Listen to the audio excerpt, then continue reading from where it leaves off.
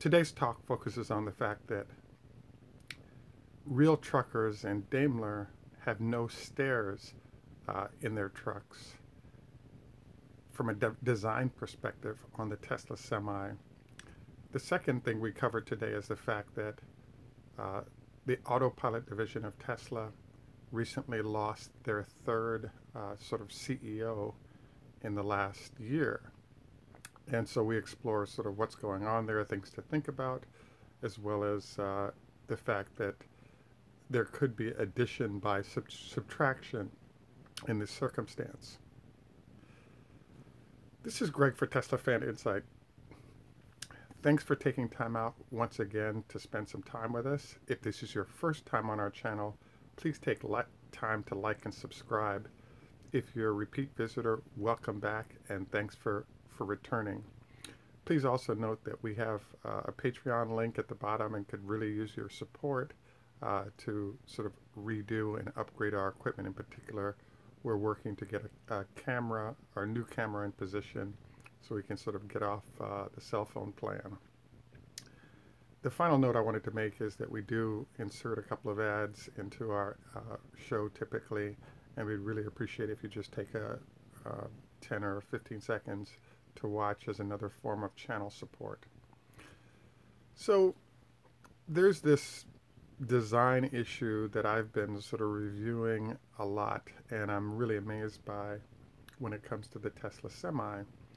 In particular, what's going on is that there are a lot of small and large design elements that have been baked into the Tesla Semi that's unusual to how truckers have previously operated. So the working title that I originally had planned on using today is that real men or real truckers don't take stairs. And the reason why I was thinking through this was that my first encounter in terms of seeing the Semi was when Elon Musk walked down the stairs after driving onto the stage. And I was thinking to myself, wait a second, since when do truckers actually have stairs that they walk up? Because most of the real truckers out there will climb up on the outside of the truck and therefore sort of get into their truck that way. And that's been convention since I was born and perhaps going back 100 years. What I was informed by, so bottom line is my initial reaction was, oh no, how are you guys going to change trucking in this manner? And as I've spent time with both viewers and folks who are truckers, some sort of interesting details have popped up. In particular, and I think we've discussed this before, many truckers are actually carrying extra weight, and in winter conditions, having to climb up on the outside of the truck is actually a hazard for many and results in a lot of injuries that are expensive and make it harder to keep people on their trucks. So I was I was intrigued at how my initial reaction was this could be bad news, but as one sort of does the research, you come to find out that it's a really good idea to have stairs internal to the truck that drivers can use. We've already discussed the fact that by moving the driver position to the center of the truck, it now frees up space to redesign the exterior of the vehicle to improve the aerodynamics. And according to some research that was done on the Walmart Waze truck, they found that the wind profile of the vehicle actually drops by 20%, and the fuel economy improves by 10% with the change that Tesla has done. So the question or thing that's lurking that comes to mind for me is, why is it that other manufacturers have not embraced this now that they see the Tesla truck? And the answer is that, well, for one, if you have an ICE engine in that truck, you can't make that change. But I list Daimler because they're the largest trucking company in the world, and they do have a number of electric products on the street. And so I'm very surprised after a year of the Tesla truck being out, we don't see any prototypes yet of the electric trucks from Daimler actually sporting a similar sort of design structure to what we're seeing from Tesla, as a test to see whether or not their customers are ready to make that change to benefit from sort of the elements of what it is that the Tesla truck provides. Um, we already know about the fact that there's a 20 miles per gallon in effect that you get from a Tesla versus an average of 6 miles per gallon. It's little details like that that resulted in some of the largest companies, a la Walmart, UPS, all of the other buyers, making the transition to the semi and being willing to pay for the entire cost of the vehicle a year in advance of its arrival. So where sort of my confusion and why you're welcome, Eric. So where my confusion and what I wanted to dive in today was really the fact that Tesla has really outflanked competitors when it comes to design, and in particular with the truck. And the question mark is, when will other entities like Daimler, being the biggest in the field, be forced to switch their approach to embrace the solutions that the Tesla truck delivers, and not just the whole battery solution. I mean, in particular, sitting in the middle, having stairs you go down rather than external stairs that can freeze up and become a hazard. The glass change in terms of not losing a windshield or two each year. The only question mark I'm wondering about is what happens when the semi hits a deer. Is it reinforced there to handle, hitting large animals and not damaging the vehicle? And hopefully we find out what this is before somebody gets hurt, and I think it'll handle it well, but we just haven't seen it happen yet.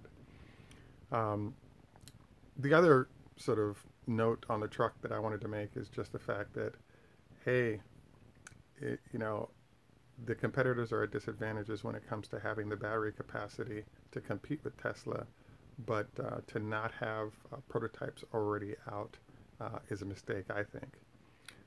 The next thing I wanted to cover about the truck is the fact that there's a huge problem going on right now. In a strong economy, there's a shortage of people to do a lot of jobs, including trucking.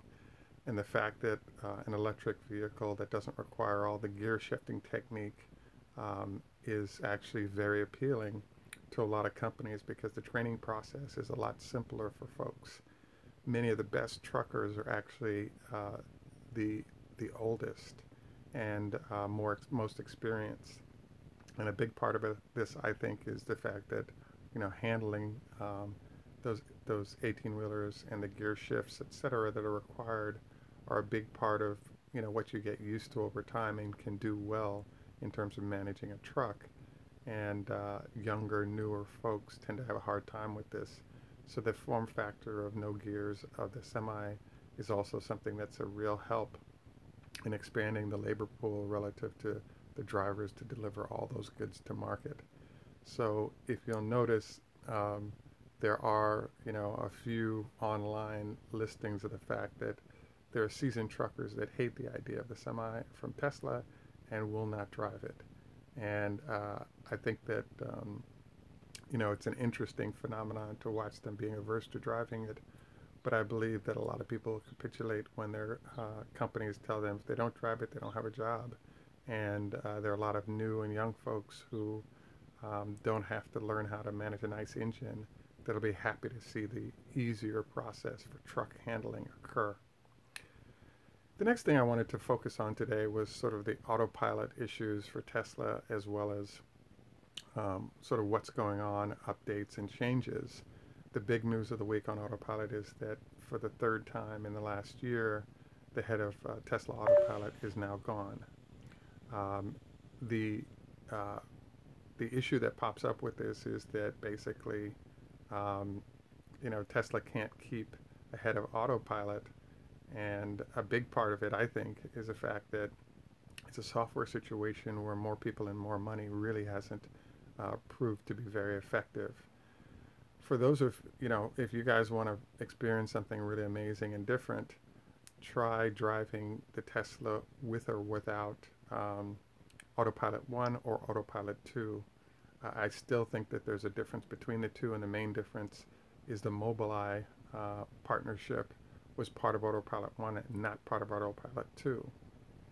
I'm a little bit excited by the fact that the latest iteration of the head of autopilot going to Intel, it could be a really good thing for Tesla. And the reason is that now that that person knows the situation at Tesla and he's working at Intel, he can now help forge a new relationship between Mobileye and Tesla that allows Tesla to take advantage of the 20 or 30 million cars a year that are now using Mobileye's technology. And in the case of Tesla, I think that the company's kind of handicapped because there are only 100,000 vehicles, now with the Model 3. Maybe there are 200,000 vehicles a year worth of data that the company will have to work from to build the data set from which the car operates. So it is bad news to have another person leaving that's seasoned and experienced in the position, but I do think it can be a good thing. The final thing I wanted to cover today is, as we all know, everybody's holding their fingers are crossed regarding what's going to happen with the Model 3 production. If they were going to miss the numbers badly, they actually, by law, have to announce it, so the stock should have been hit already. So I'm expecting a nice beat when it comes to the number of vehicles produced, and I think it's just going to be an all-around great situation for owners of the stock, owners of the car. And then finally, Elon Musk made an interesting comment where he said, look, most people extrapolate what's been happening in the past with Tesla rather than what the future looks like.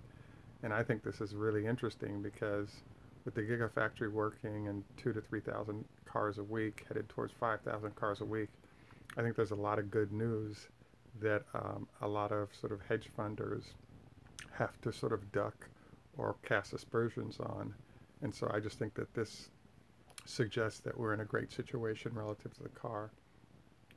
At this stage, I'd like to just thank my friends who've left notes on here, including the Intel comment.